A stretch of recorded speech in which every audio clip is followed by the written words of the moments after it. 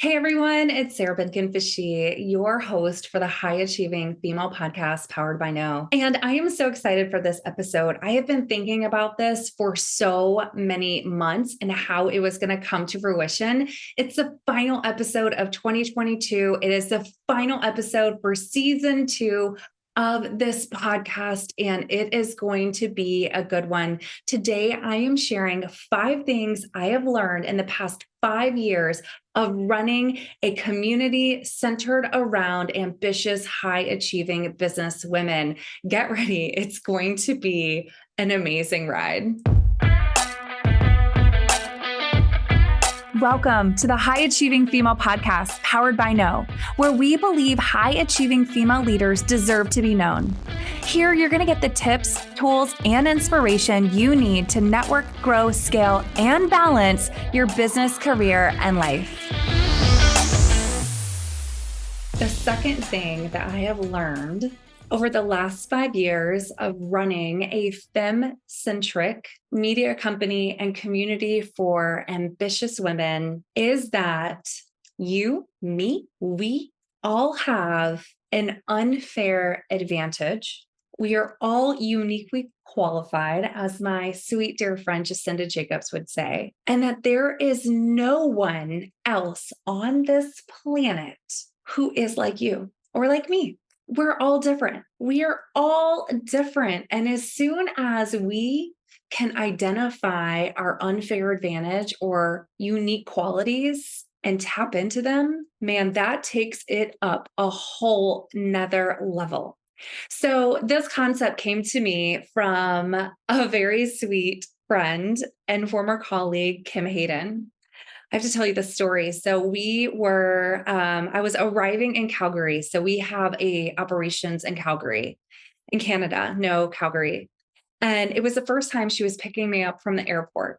And she said, wow, I know what your unfair advantage is. And I had never heard of that. So she was picking me up from the airport.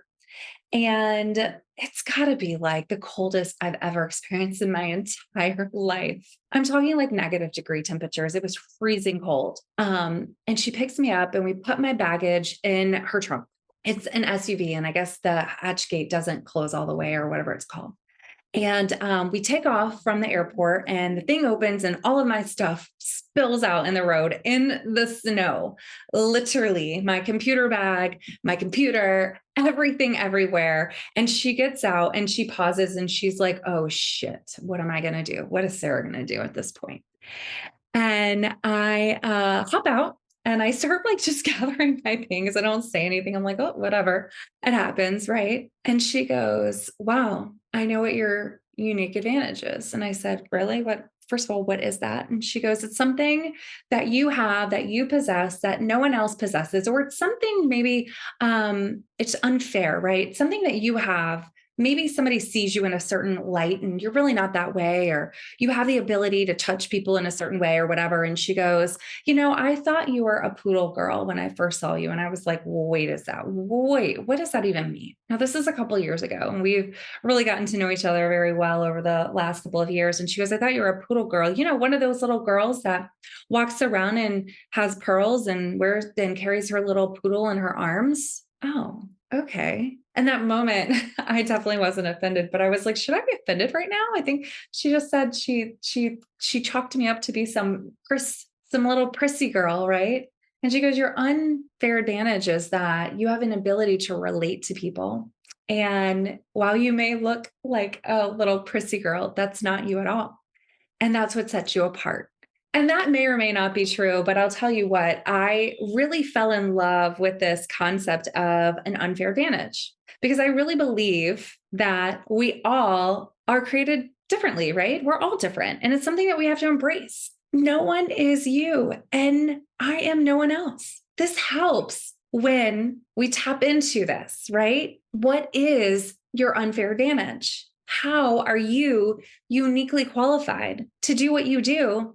And how much peace does that bring to you? Because once you've tapped into you're knowing who you are, right? It brings peace because now you have this confidence, this swagger. You have this ability to stand like no one else.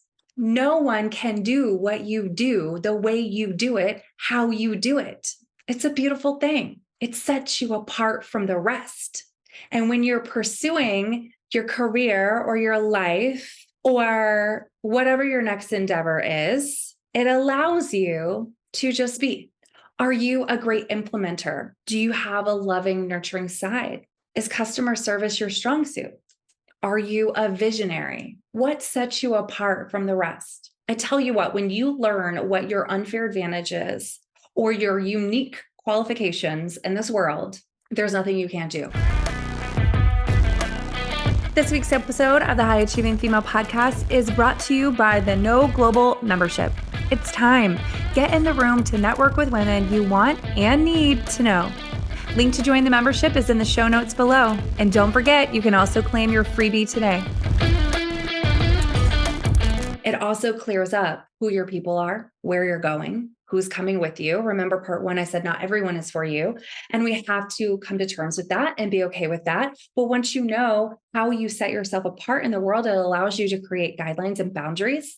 It allows you to move and function in certain ways that maybe you didn't before. Over the last 5 years, I've been seeing and hearing about this imposter syndrome, right? I think it's always been there. We've just put a label behind it. So now we've labeled it. But when you know your unique qualifications, it sets things like imposter syndrome to rest because you know who you are. You know you're meant to be in the room.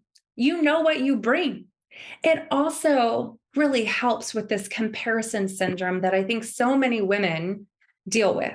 Me personally, I went through a period of time where I wanted to do everything just like everyone else. And I was mirroring some other organizations. And I thought, well, why is it going for her and it's not going for me? And then I finally set on the fact that I am me and that my journey and my purpose in running this really dynamic community of ambitious women is my own. It's not hers. It's mine. It's not theirs. It's yours. And one of the things that I love most about myself as a leader is the vision that I hold for No. A really great friend said to me once that I have an ability to see around corners. And that was the biggest compliment that I have received in a very long time. Because my mission is to put people together, to facilitate magic and to create space. That is my unfair advantage. That is my unique advantage, not to step in front and not to shine, but to make magic for other people. That's what I do. That's what No does. It took me a long time over the course of these last 5 years to really step into that. And if you've been around for a while, you'll see that it's so clear and so obvious that we now know who we are. And when people come up and say, how are you different than your quote unquote competitor? Or what makes me want to join this versus that? I say, listen, it's an alignment scenario. Where do you feel supported, seen, and heard? Where do you align the most with your values? No, we're not for everyone. And that's okay. But you see, once I stepped in and identified these unique qualities that I have as a leader for No, everything changed. So what are your unique qualifications? What is your unfair advantage? Are you someone who can make 1,000 people feel comfortable? Are you someone who can dig through data better than anybody else? Are you in the details? Are you like me? Do you see around corners?